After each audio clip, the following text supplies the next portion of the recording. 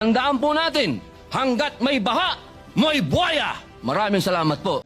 Tunay na nakapanlulumo po ang sunod-sunod na revelasyon ng kapalpakan ng isang pulutong at sindikato di umano sa DPWH. Higit pa na hindi natin maaaring tanggalin ang mga proyekto ng flood controls dahil ang ulan at pagbaha ay mananatiling bahagi ng ating realidad. Sagipin ng taong bayan sa baha. Sagipin ng inang bayan sa talipandas na sistema at sabuatan.